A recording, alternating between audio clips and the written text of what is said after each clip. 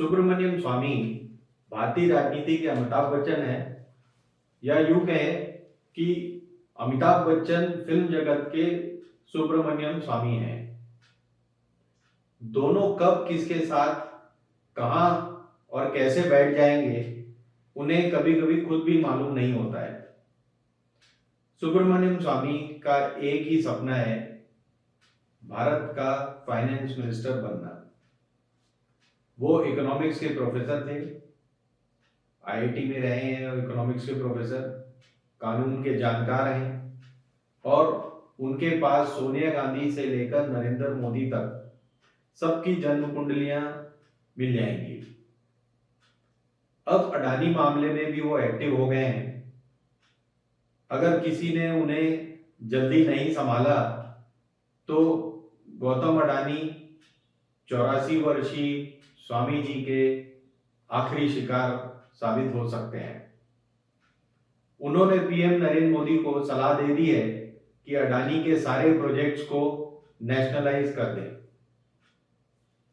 ताकि बाद में अगर गौतम अडानी विजय मल्ल्या बन जाते हैं तो उनकी सारी संपत्ति नीलाम की जा सके, क्योंकि सरकारी हो जाएगी।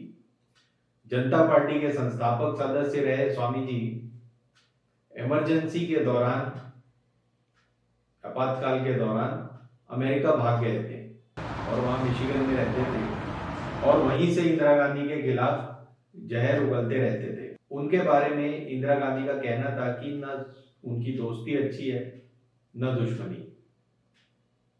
उनके दुश्मनों की फेहरिस्त भी बड़ी लंबी है और वो इन सबको या तो जेल के दर्शन करा चुके हैं या कानूनी दांवपेच में बुरी तरह उलझा चुके हैं, जैसे ए राजा, जयललिता, चिदम्बरम, सोनिया गांधी और राहुल गांधी। 80 के दशक में उनकी जयललिता से बहुत छनती थी, पर जयललिता के सीएम बनने के बाद दोनों में कुछ मनमुटाव हो गया। स्वामी ने 1996 में जयललिता के खिलाफ एक डीए केस यानी अनुपातहीन संपत्ति का डीए केस उन्होंने दाखिल कर दिया। उनका कहना था कि 1 रुपए की तनख्वाह लेने वाली जयललिता सीएम के रूप में उनके पास 70 करोड़ की संपत्ति कैसे हो गई। उस केस में जयललिता को 4 साल की सजा हो गई थी और जुर्माना भी लगा था। 2G स्कैम केस में स्वामी ने 2008 में मनमोहन सिंह को एक चिट्ठी लिखी थी कि उन्हें टेलीकॉम मंत्री ए राजा के खिलाफ केस दायर करने के लिए परमिशन दी जाए। मनमोहन सिंह ने उनकी चिट्ठी किनारे कर दी और उसका कोई जवाब नहीं दिया 2010 तक। तब तक स्वामी जी कोर्ट पहुंच गए। स्वामी ने 2G का मुद्दा कोर्ट में चालू रखा। अंत में केस कोर्ट के द्वारा सीबीआई को दिया गया और राजा को 15 महीने जेल में रखा गया। ये स्वामी जी की टेक्निक है। वो किसी भी मुद्दे को लेने से पहले उसकी छानबीन कर लेते हैं। उसके बाद उस केस को तब तक नहीं छोड़ते जब तक कि उनका लक्ष्य हासिल ना हो जाए या उनका मतलब न सिद्ध हो जाए। 1999 में वो सोनिया गांधी के दोस्त थे और उन्होंने अटल बिहारी की 13 महीने की सरकार को गिराने में सोनिया गांधी की मदद की थी। जयललिता के साथ उन्हें मिलाया था, लेकिन 1 साल के अंदर ही उन्होंने सोनिया का विदेशी महिला होने का मुद्दा इतना गर्म कर दिया कि अटल बिहारी की गवर्नमेंट फिर वापस आ गई थी कारगिल युद्ध के बाद।